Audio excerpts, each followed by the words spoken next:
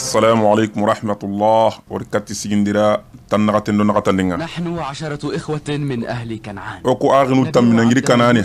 وكو مي يوسف غاغانا مالك بن زاريا درهم نتمدو سيغو بشرط أن يأخذه إلى سيرتي أرانا رغا كاتي مستاني نيغا مرانا كاتي جماني تناي أراغانتا ساغنيريني كاتي كناني عبدا لاوي وشمعون مهرا هذه الرسالة. لاوي وشمعون عند كيلة راسها. يبدو هذا خط شمعون. كنا أقول شمعون سهندنا. شمعون. أي شمعون. أكون غادي شمعون.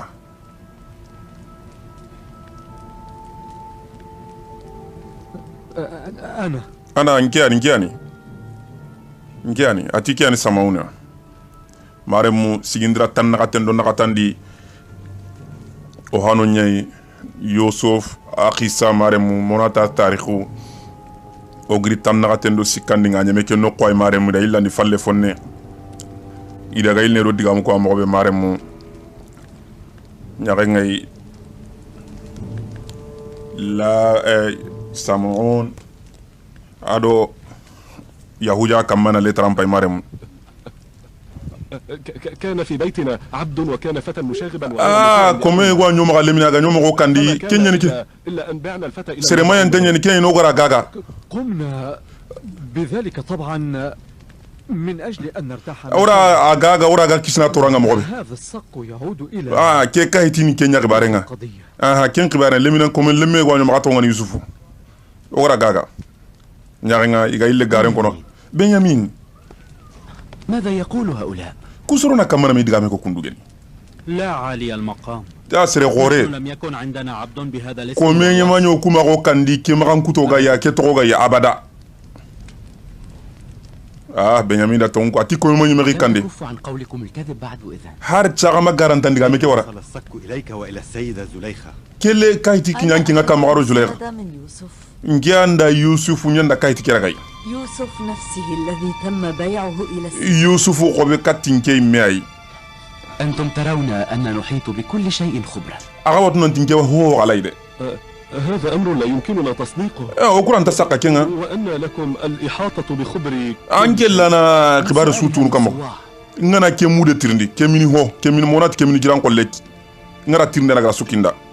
ولكن هل عرفتموه؟ يا لا غارا كي جيران قولة توبا ما كيمودة توبا الصواع الذي تم إخراجه من كي جيران قولة بيغا بغو باكا بنيامين يكوندا هايكا كي جيران قولة يحدثني أحيانا أني مثلا مديا وقتنو أو ينطق هذا الصواع؟ يا لا كيمودة تيغا منو أبا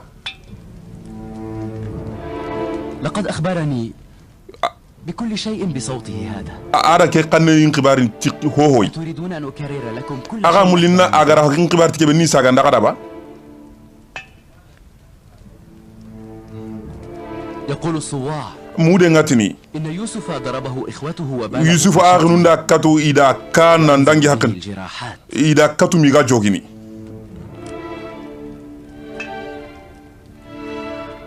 يقول الصواع جيران قول لنغتني غادي قررتم أن تقتلوه أغارا قانو أغانا كري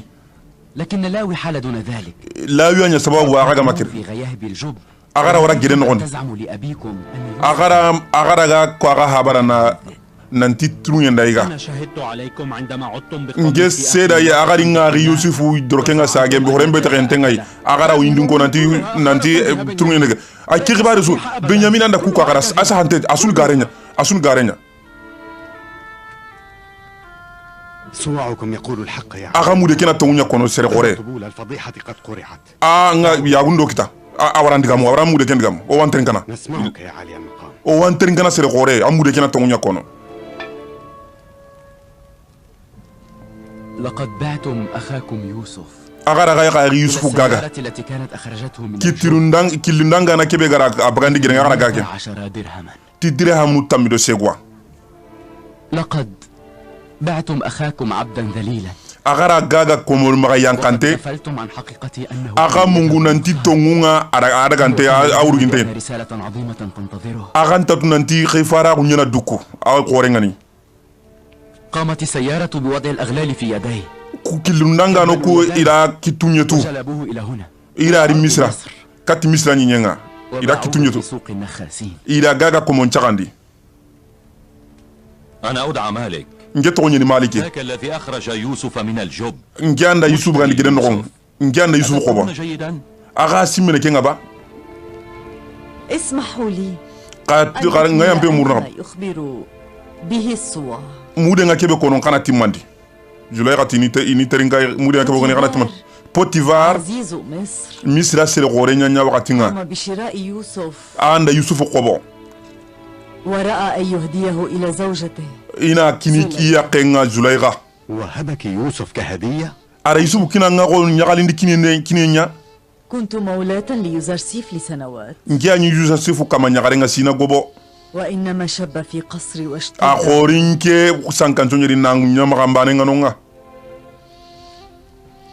أنا أيضا ظلمته كما ظلمتم nge gara toro aga gara toro mogobe دبرت له المكائن nda hoburun chu mogo ngem dara ورميته في السجن nda ro kosonga zulayga tira toro aga ya nunga gara toro mogobe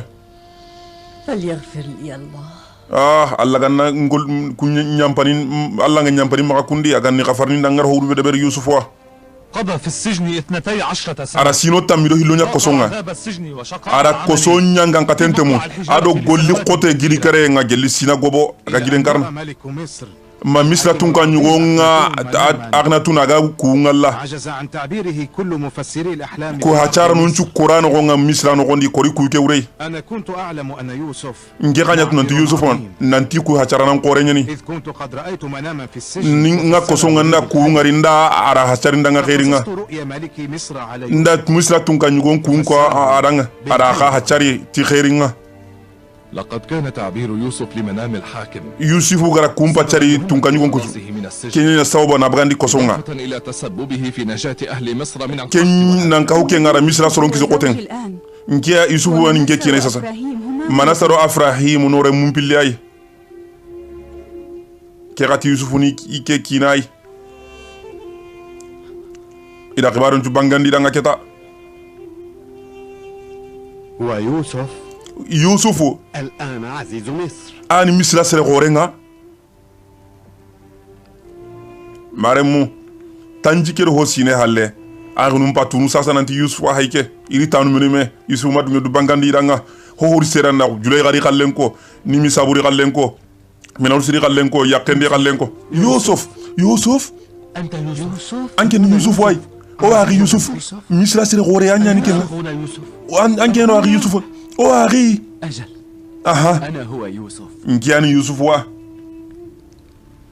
وهذا أخي بنيامين keni ngari nya benyamin keni ko ne benyamin ay أخونا الذي لم نرضى له بخلافة o ari kebe o ma dunya go haba sogini قد ورث من أبيه جبة الولاية agara mi manka kundro kem khyo habay ado nagadi nan mi nagasi an bi nyima ko nagadi sitade قد nke من الله عليه aga ari yusuf ani alla ma hunnan jira ko kam ويصبر serebe gana kanu ngana sebele يضيع أجر المحسنين sere hisri nyangano alla anti barajen to kononga anti aye bebene أترى agara ngiri أترى كيف نطأطئ رؤوسنا خجلا aga ya renga go munjim di mo go be yagu maga sasa والآن ما الذي ستفعله بنا؟ anna min nyano sasa yusufu وما الذي قد يفعله الأخ agina min nyana ti aginga سوى العفو والتحنن na nyamba maga na mo moto كنا إخوانك o ku kanya ngarnu yo فعلنا ما فعلناه بك يا o gara kebe de beranga man no gara de beranga أنا فقد نسيت الماضي nke mungu ho dangin ten chwa عفوت عنكم هناك في قاع الجب nke mungu yamba maga gel gilen أريد no أن يعفى عني nke ta mulana nyampi maga ظلمناك حقك يا يوسف oran toran pakenga أنت ذلك anken kam maga yampo maga هذا يقتلني يا anda ke nyampe ni ke kernia ke yampe العفو هو أكبر عقاب يمكن أن kya تنزله ko به. annan kawa yangan kate nyarno kamana ngakuna na yusufu وعليك يا يوسف أن ngakuna nan kama yusuf أنا anno قد an كرهت نفسي ndi يا nyimme ko ndi ndu koni ndi ndu koni yusuf ndi ndu koni angana ke yangan kataro kama يكفر عني بعض ano junubu nu nyogonu ka faro rango yangan kata ano junubu nyogonu يشد علي من أي عقاب ke yangan kata no nke kamma nan ko to nyampe ke yanni nyangan kata ne nin kam أنت تطلب العقاب يا لاوي lawi anna mulana nyangan kata yebo ngari namulani فتعاقبني anga min nyangan kata وأنا بمعاقبتنا nke mi adu yangan kata na yusufu asiro إن كنت تريد عقابا angana mulana yangan kata nyamulu sute likatinga tintoinga anga mulini anna yangan kata nyakita lawi kenti yagunye ni karni ara ke yangan kata ampasila nga yampe ke yusufu talaga yangan kata nyamulla maremu sigindira tan nagatendo nagatandi kasi tamundo banani nogo ka kona gara mogobe اضرب يوسف Yusuf nketu أرجوك اضربني يا يوسف ngamurna maga Yusuf ninketu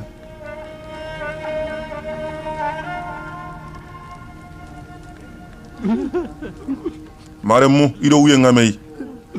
ari manyanto ari buru igara Yusuf igara golle be nyati gelli gere nogo ke yampi maga lawi kelli siga tani ketu atak agami ketu ikeke imena du yanga katana Yusuf ya ganjinu mbogu Yusuf alayhi salam maremu أنا لم أحمل أبدا أي ضغينة في قلبي والله مسخ بسن قلنا قوت كتاغا برا نغنو أقسم بالله ngakuna na Allah أقسم بالله إنك تستطيع أن تنزل بي أشد من هذا Allah wallahi Allah wa yanga katin churono kama Yusuf فإن لم تعمد إلي فتعاقبني anga min yanga kata على كل تلك الخطايا فإني أخشى o ngara kumbo burus de ber سأرمي نفسي في التهلكة nginyi ngindu kerni بتأديبي anti nyanga katan بمعاقبتي يا anti nyanga katana bangar على ما فعله بك إخوتي o gara kebe de bera ngance dai mkema ho de bere nkuru sino jina gobo matongu ko habara يفصل رأسي akatunda non kritini katuti janenga nyunu bu nyogonu mbage ahoy nam bu hogo mbagi nyimenda ko jaadu ngumunde nin ketun هذا الحياء يقتلني ke yagunin kerniya koy ki yagunin gelawi kerniya koy ntanna ko soronda nin ketu هل هدأت تلاوي؟ اهدأ يا أخي anya honne angan nanya honne ngari anya honne amulondi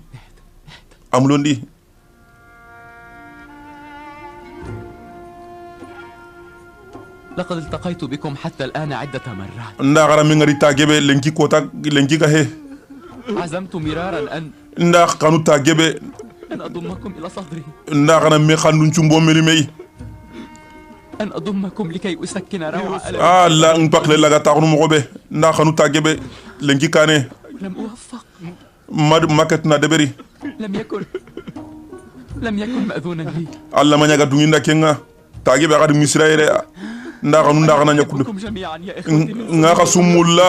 sumulla ngaka sukomanto ngaka sulingindanga وكنت أعد الساعات رجاء nya wakati gebe هذا اللقاء nda kana mengari nda kanu wakati laten nan nda kana mengari nya nga yahuza ho bureke hake yahuza anda golli bureke sideberi nya nga asinati do zulaykha yusufu yaqum filli maremu kun karaka katimei binaros rudamun nimisabu ira gribatendi ay ma ke deberi ngari لا تفعل هذا يا أخي ngari ma ke deberi ay ma ke deberi ma tanga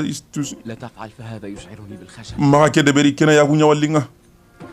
لا عفى الله عني إن أنا Allah ma yampi ma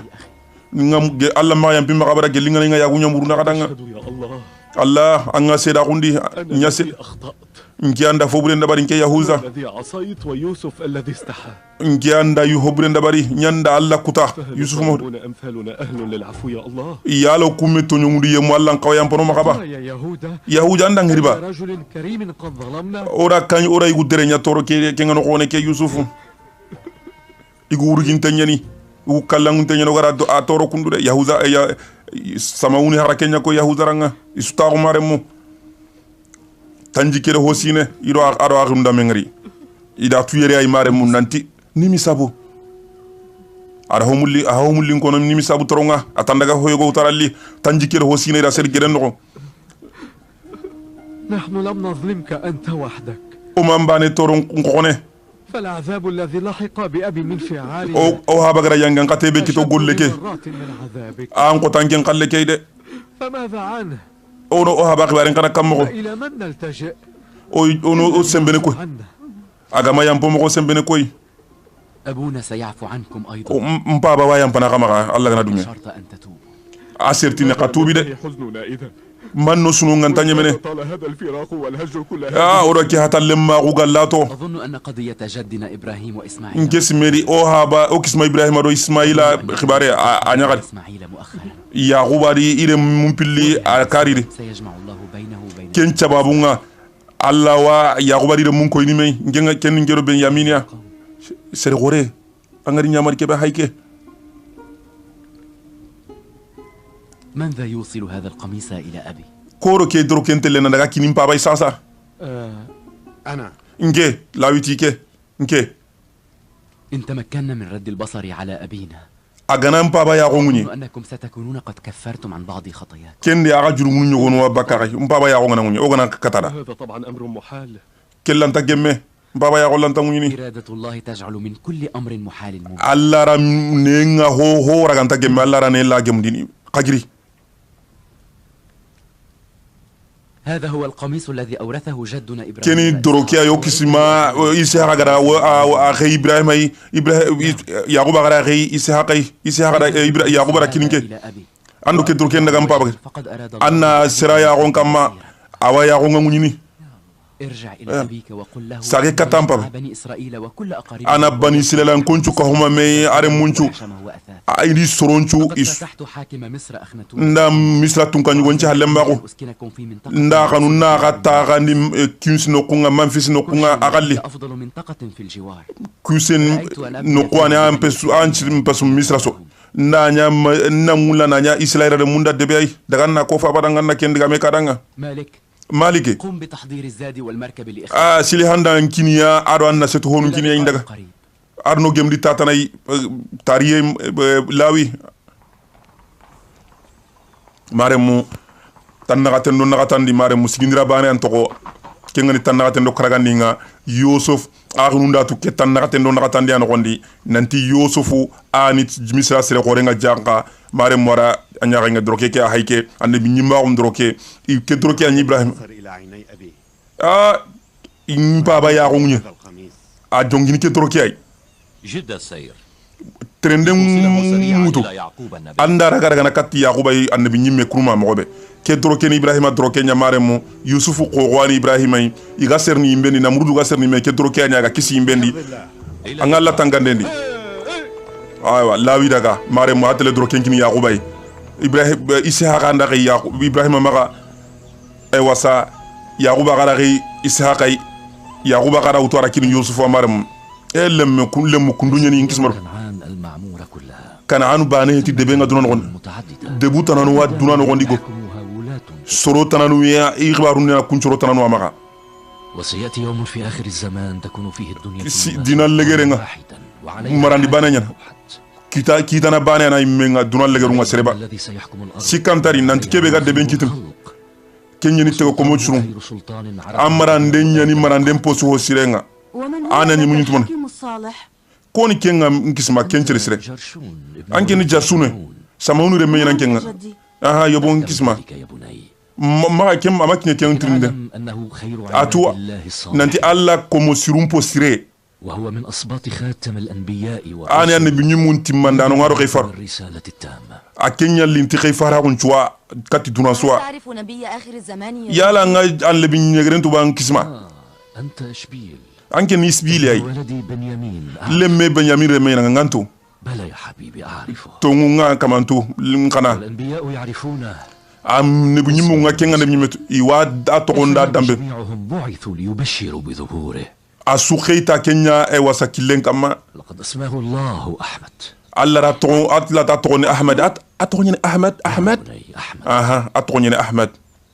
وهو من نسل عمي agilli mpaba tugune e wasa ismaila alla kursindi ho agilli ken chogodu nyai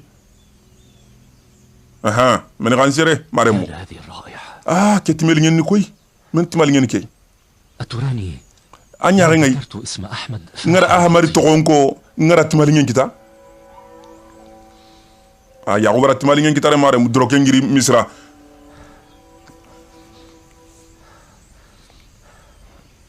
إني لا أشم ريح ولدي وحبيبي يوسف in kana lemme yusuf ndati memugu anti menim paba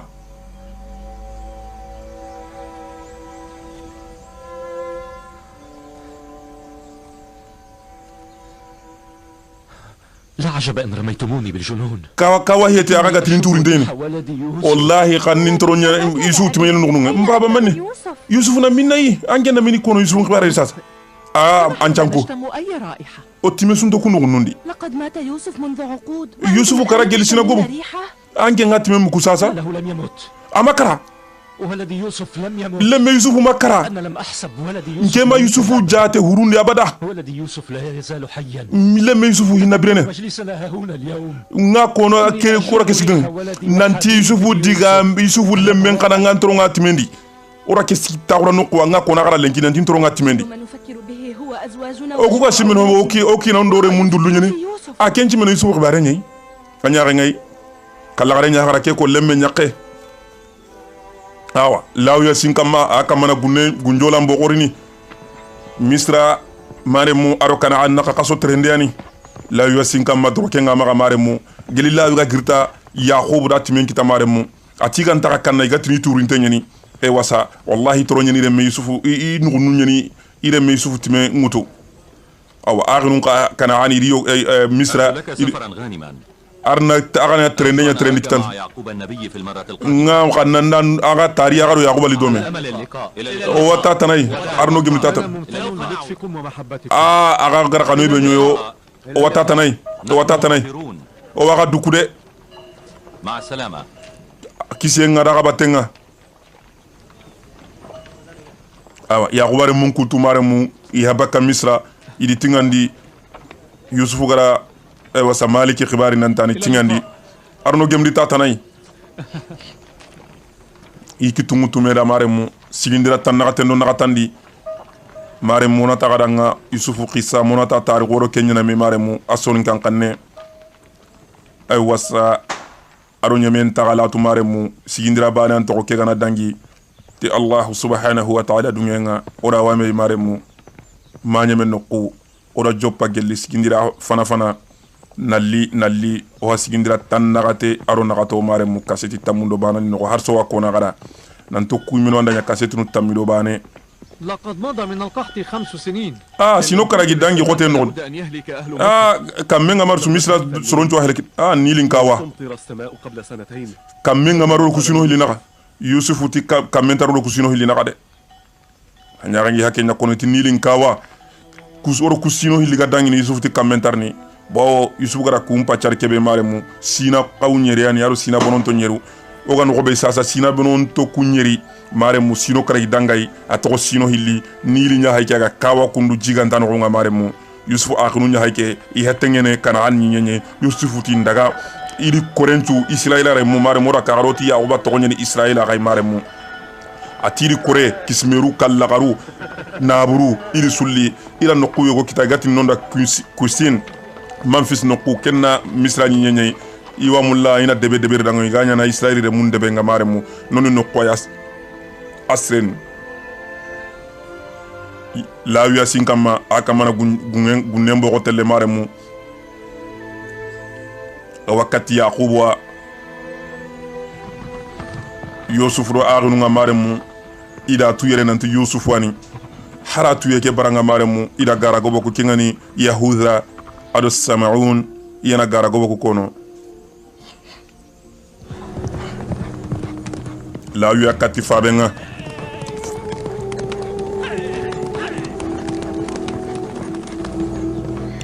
dina hayke igila nyagare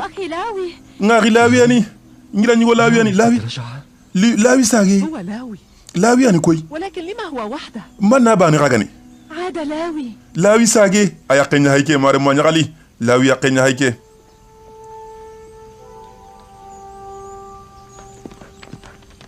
lawi ri mare mo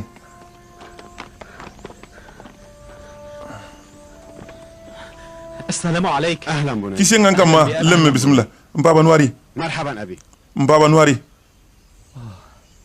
لاوي lawi فأنت يا بني anyani ke lemme اشتد بي القلق علي. nyinga jotan kama فرح برؤيتك يا أبي. nge nyagali tangalen ko pap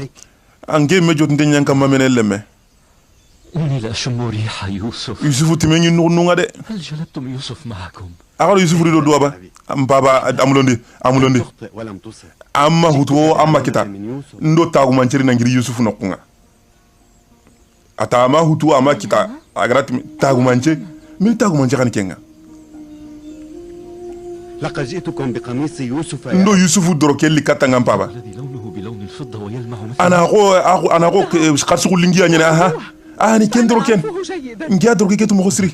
هذا هو رداء النبوة. كنا نبي ما قندرو كن تخشع وتبادره باحترام. أراك مغسر رداء لجد إبراهيم. كن كسم إبراهيم درا إبراهيم أي أراكين بابا إسحاق إسحاق أراكين غكرا وقتي بابا إسحاق أراكين كن هذا ينبغي أن يكون بحوزة يوسف. كن قوانينا يوسف أمر من نانكين دعاري الذي أعطاني القميص. يوسف عند دروكي كن بابا تندالي يوسف ماذا قلت بني؟ عند بني كل لمه عندك يكون تونين يوسف. من يوسف كتا يوسف لم يصبه شيء يا هو ما يوسف كتا بابا إننا وجدنا يوسف. ورا يوسف كتا يوسف هو نفسه. نار يوسف أي مياني مثل سيد أورك يوسف ضلته. مثل سيد أورك يوسف كي أي كبير سانكوي مغنكتو عليك هلا هدأت. هون تانغا أمباي أنا نغت خيريا الله نبي مه منين دان كتا الله نبي مه أي خيرياني إذن أين هو يوسف؟ يوسف نمين نايكندي أنا أحمل ذكرى سيئة من دخولك. هو غير هو بري بدبري دغارا دوركي كغارين تاهانا nga horengai دخلتم علي حاملا. agati katinga nante wasa turungen daiga amanya kemmeide amani da gabatenga amanya kemmei ke agara doro kelli qariden tatumanya na kem يكون معكم. annanya antara gabaten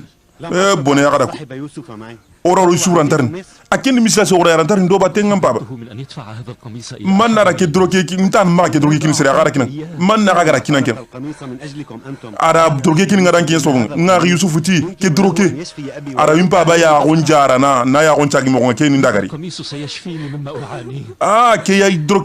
droke nya gonjarna ma ka garanga لم أقل إن ليوسف الولاية علي. nanti misira marande ninkiak yusuf marande ngam لما أمكن لقميصه أن يشفي. agani kengan ta ya droke ra mayinke ya gonjarna marande gan tarin kamma kama atira kiakira iti yusufu amarande ni kamma amarande gan tari kamma ara ke droke ra mayinke ya gonjarna anyage kallagaru aro ya kendo le nyagare isuro wuyenga me maremu ya gobara droke laka arari ya gonga abifa a hoinda kama asubida kama maremu anyage kesu hayya goba kismerunda kallagarunda re nyagare dina ida ay meake layya bal haro zalfa rahil يعزب عن العشق. kanun ko kontono meniya tare anda yaquba وماذا يعزب عن العشق؟ kanun kontono men لك يا عقوب. arna brekiran kibarandi yaquba أنا أشم ريح ولد يوسف منذ 10 nge trongi nge nunni leme isuut men gelisino geli bito tammi هم لا يألفون عالم العشق. ikunta kanun pakentu بقميص يوسف. iro yusufu doro keke giri 10 geli misra ku bito tammi kenya ngarati men kita أشم ريح يوسف وهي في طريق. yusufu bito timenni kenya muku bito tammi بالجب الذي فيه يوسف. nan kaswa yusufu ngirebe dan dangi tay khamat memugo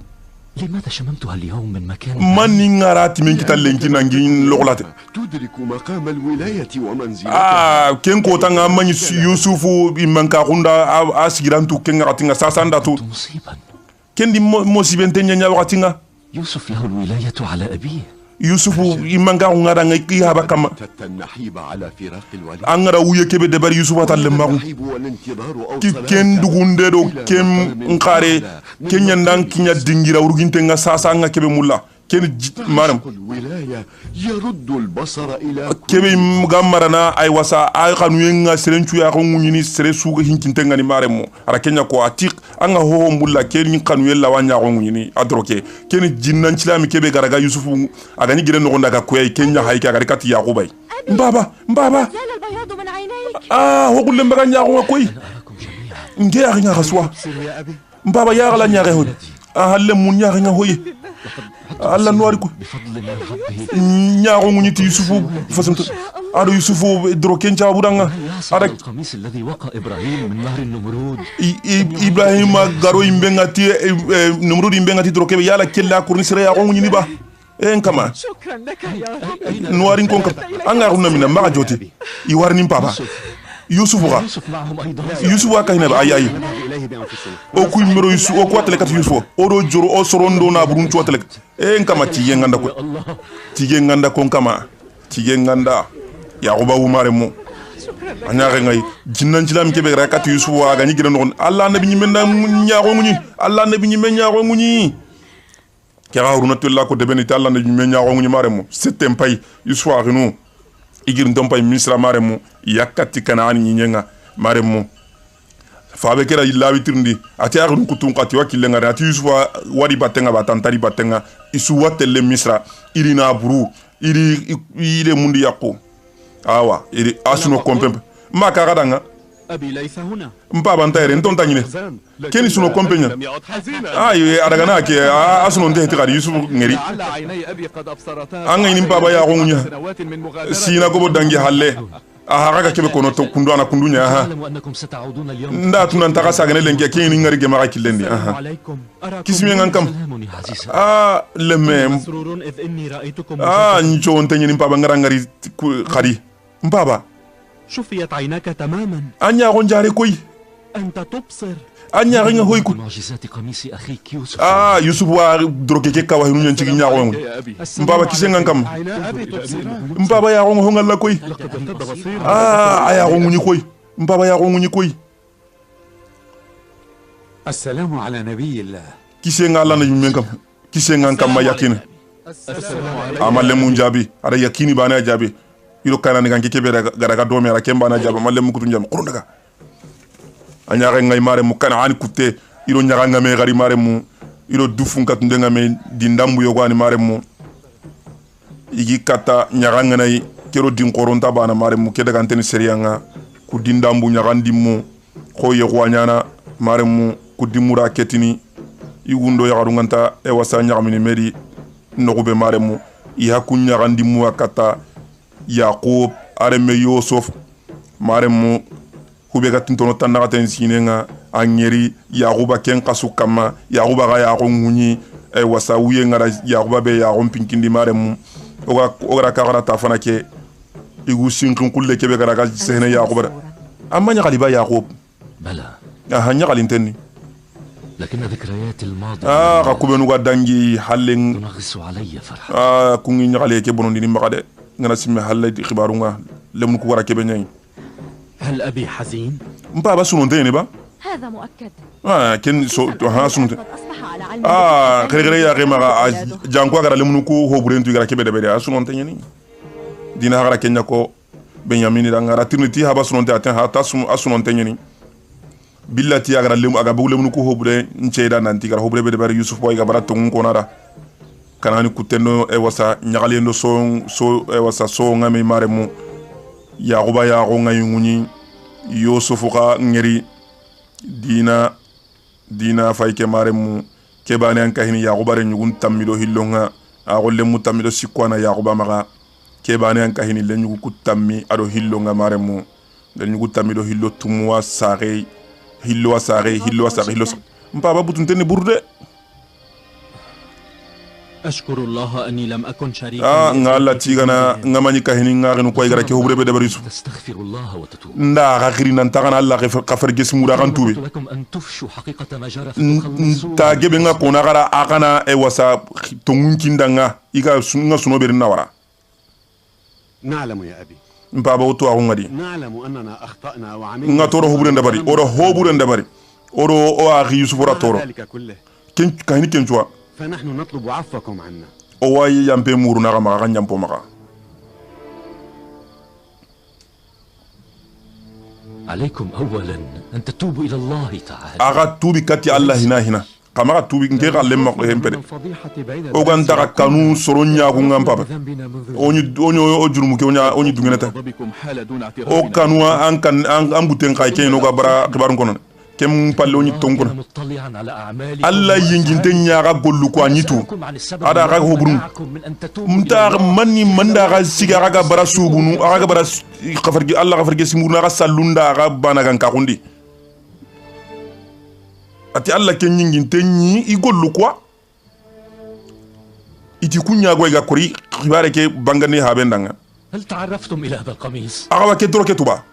إنه قميص يوسف الملقب. yusufu droke ke na ga horembe te kebe به لمثل هذا اليوم. nda mara lenki me akane يكشف فيه الحقائق على الملأ. tongunu nga bangene kota be go lenki me nda mara lenki akane من أنزلتموه بأبي. akara ga haba toro koyil lemunu ألم تقولوا إن أخاكم يوسف قد aga ko mati je ay wasa tunge nyanda yusufu iga baga makenya ko aga habada أردتم الحقول دون علو شأن يوسف. akar rolo yusuro wuri tentenya الوقوف naga بوجه إرادة الله. aga sige alla ara muren jomina aga ma yaguba akanya mulla Yusuf magada kamunya kita alla gara kibira muru aga siki kenya kana kama yagu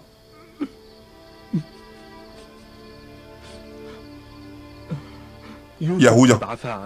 Yusuf yampomaga فإن أنت تكرمت علينا أننا دروندو كما أننا يامبومغا فلا شك أن الله أيضا سيعفو عنا سكانتاري الله ويامبومغا أغارين تورو تنغت السين هو بغارنا أغارين تورو ساسا غاتنا نيامباغا مغا نجرا كنا كينكو أغدا قدغا تنغت السين أغاري نتا يامباغا مغا ما غانا إيواسا يانغان قطا نيمبنت موا أنك لن تعفو عنهم kengure nanta yampani maga Allah nabi nyim ku tuambalu angana yampi maga no endi ntaw akhimantu anke nan kanu Allah maga Allah mi maga bara yampani maga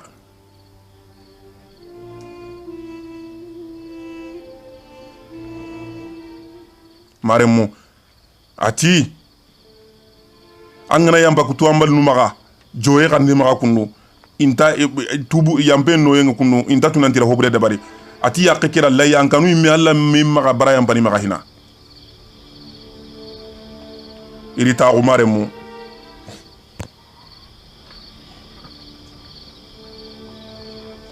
iri ta wila samanto Yusuf a kunun tammiya hay ku kubenu gara Yusuf sel gere no ni na ketuna jogi mare mu iya hay kwa ila Yusufu ila tu Yusufu da dukko iya a misra sere khore gira nyagare kira kenya ko ati agaro Yusufu do wurutinta kunyana ka aro alla gara kebera muruta kingen re faraku alla ma dunya alla raga ya gundi iya goka la weekend badu jere gini ayda hobre ndabari ko iga hobre ndaberna kellum hete ka ko ho deberni amaille tonga kono fa benda tukube garni tinto tanda kate sine akati imasronde kenno ko amare mo amasronde ka ya harikati Benyamin ay mare mo Benyamin لك عند أبينا مقاما محمودا أنتي كنت موهبا نقوم ده فهل شفعت لنا؟ يا لن تكن جندي نورanga ba أنتو هبا كن جندي نورanga أو علي أن أشفع؟ يا لن كن قبا كن جندي نيابا نحن نعلم واتو قد عانيت في فراقي anda tora gebe ngari ampa anki ngari ki hatal lemma gundi لكننا نحن أيضا إخوتك ko ko kana ngari nu nyere Benyamin andan kan jondoda dinari kore katta nanti yobo anda kan jondi danga dina igira nyagare ke hayke maremu Benyamin giri itan kan jondi dati yale iken ka kan jondi nagada ba iti tongunye ne atore ari gira ga hatalle ma ko ay gane aringa arunga adi ganaka lawi Benyamin giri atengene fabenga itan daga kan jondi danga atengene fabenga ra follaqen konko ماذا تريدون؟ أغنى من مورنو لن أصفح عنكم بطرفة عين انت يمبنا غاما كيجوركم ألما وأسلتم بدل الدموع أقرا وسا هورين نيان كانكم تعاقب الأيام في أن يلين قلبي أراوانيا نتو كي أوا كي ngana mutengara yang kana yang baka maka kasasa he أبي هذا أنا بنيامين بابا نجي بنيامين من لملو أغنون كانريني aga ko tanyene mare mu Benyamin wore aga nun kanen yarni katifa benga nanta nyampi maka sigindira tanna tendo na katani mare mu ono no nyei kaseti tamundo banandi o ko na gara harsa odo Yusuf khisayna men أبي mbaba جئتك مستشفعا لإخوتي li kanjon ni ngarnu ko تشفع لهؤلاء an kanjon ni kura men تنسى الجريمة التي اقترفوها igara hobure kebe de bari igara kebe de bari ngarin adan ke nyime haqqe ado ay ima ke haqqinga ado kore ke su haqqe igara hobure kebe de bari حد ما أذكره يا أبي ngasimene kebe mbaba دائما anke ngati ndanga wakatu تعتبرون akanya tinia الشيطان nanti setane hera buru kenyeni sababu nga igara iga golke المرء ألعوبة بيد anke maga hone nyeni seren yu to setane maga sanga tan yala watela ni bimul le munanga خطوات الشيطان ina setani tambe kombatu يجدر بهم أن يعاقبوا على ذلك in qawa yanga katene ken kamma kadaga اذهبوا حتى يأذن لي ربي kadaga manka manga ndungindanga ntaya bana ba kadaga minka manga ndungindanga ati Benyamin ti akenya nya ko da wasu nti setane hera nyenya iya ko wara ke golle de bari ati yala sere harmare minan tun qawe ridu to ko setane maga ga sangana tanga yala watella nabi nyimulle munda ngayna setane tamba ko mbatu migra ke yanga kata suyan kandi haba kama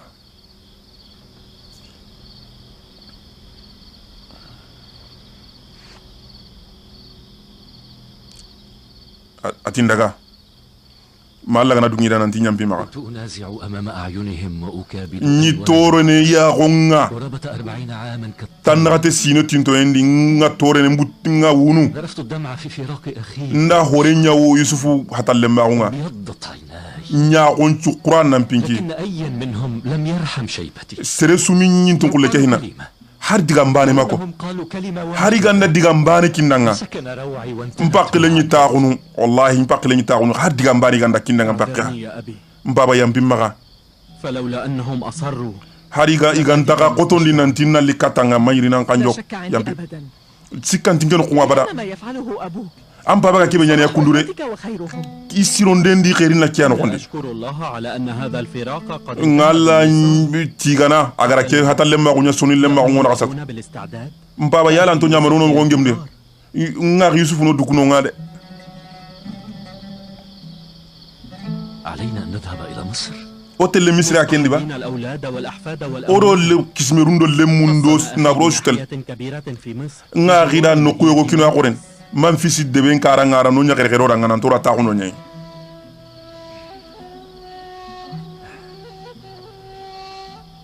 سننطلق صبيحة يوم غد kumbene suba watelle نادي في الجميع ليشد akara ko soronjuno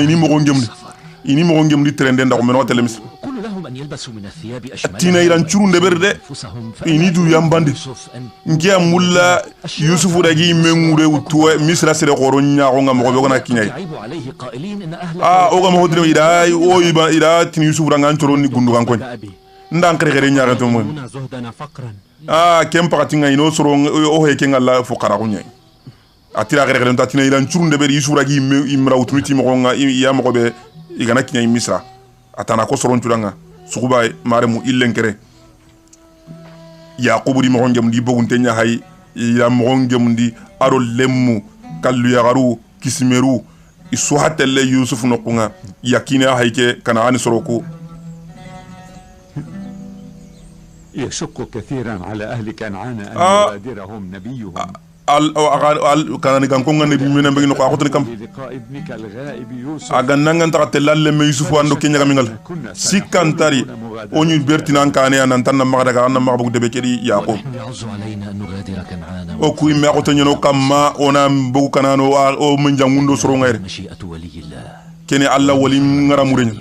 oran tanya no gama deberi القوم القاتلون في ديار الفراعنة غرباء عن soro be nuga firawna jamano kinga ni misra intatta huirindi nanto amiranya na yusuf wa بلغ رسالة جد ana mulina ikisma ibrahima khayfara na gun kutenya kende على مصر على عبادتي an katta kurere misra soronga iragi walla alla bane batengilum نبي الله أبدا ngamurna alla ni magana magam ngabada عائلنا فليحفظ anna duwa nyenyo danga arna katanga o watatana alla nabi meno o watatana no koyme alla nabi magam ngoyde aka walla tangen no gondi aka kisi nga ma kanda gana aka walla tangendi o wasirna gai no koymeyi aka walla tangendi yaquba di korem paka daga misra maremu sigindira tanna no nakatani no ko yaquba do yusuf mamengar hina ara dro ken kita yaquba ya nguni yaquba gara tanjikir ho sinenya wunu do yusuf be khibarenga ati wata makara maremu ken yusuf ha dro ken paka katane bi nyima on dro ke ibrahima honi ishaqa da haba ibrahima yaquba gara haba ishaqa yusuf da haba yaquba maremu kendro ke hara yaquba ya nguni yusuf ra e wasa nyamare kin yaquba nan tari korendi kismerundi kala garundi remu dina buru isulli da dingira kere kere danga e wasa nili hanyebe no kubi gatini manfis e wasa no kuke to ni kusin iwara debere gida no nga ina taunu nga maremu ya gawre kenya kilendi iga katti misra jamane nga maremu ya gubari korengiri kanaan ona tagaranga kenya mere watam nakatendo karagan wassalamu alaikum